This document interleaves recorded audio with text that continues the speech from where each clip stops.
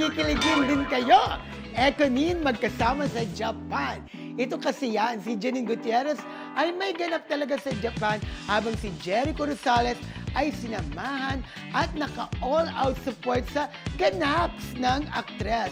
Sweet nga sila sa isa't isa habang nagpo-food trip din sa naturang lugar. Galaw magjowa ng araw ang dalawa, lalo pat tinatawag ni Janine ang aktor ng baba, nang ibig sabihin ay love o sweetie. Oo. May time of endearment na baba. Oo, baba. Ibig sabihin kasi si Janine ay nasa Tokyo Film Festival na naging kalahok nga yung kanyang pelikulang Pantos Mia na idinirekta ni Love Diaz na 4 hours kahaba, ha?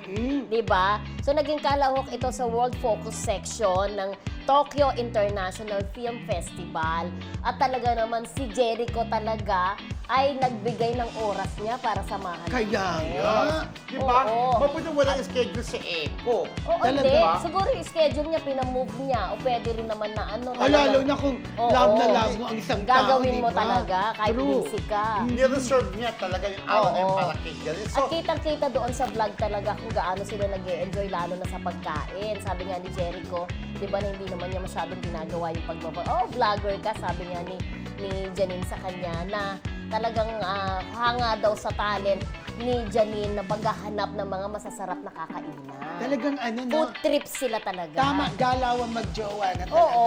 no? Kasi, di ba lagi nga natin tinatanong, may mga artista talaga na hindi nila inaamin na sila, pero nagka-travel na. Oo. Correct. Diba? Kasi once na nag-travel yan, ay Oo. na may something na talaga. Sa amin diba? sa amin hindi Oo. naman kayong lahat na Ekonin, di ba? Sa amin lang po, sa akin lang. Pag nag-travel na, may something na yan. Lalo na True. kung Oo. dalawa lang kayong magkasama. Although sinasabi Diba? natin, sila lang dalawa ang nakikita natin, Oo. hindi rin naman natin alam kung may Kung may kasama Yan, mga sila. kasama yan. Baka may kasama Oo. silang RM o yung manager, Pero diba?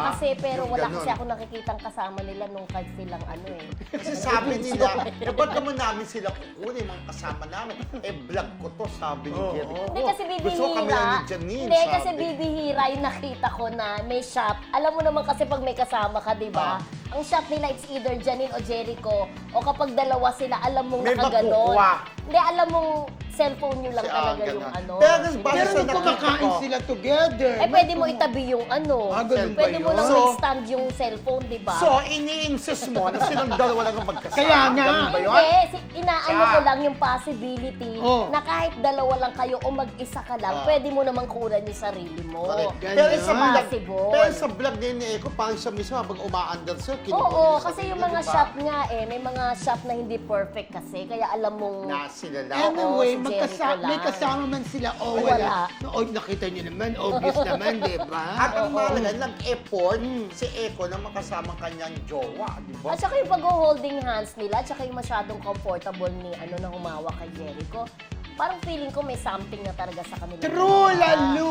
Anyways, 44 naman na si Jericho, 35 naman si di ba? Pwede, 35, 34. Di man na sila bagyan. Hindi na bagets, no? Naniniwala ko mag-jowa na rin parang Kim Pao, di ba? Oo, Ganon. correct. Lahat Any naman sila moment. magjowa na ayaw lang umamin. Oo. Correct. Ang No? hindi lang magjowa, sino?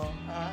Meron ka bang naiisip na hindi magjowa? Ang hindi magjowa, Oo. iisipin ko muna mamaya kung Yes. yes.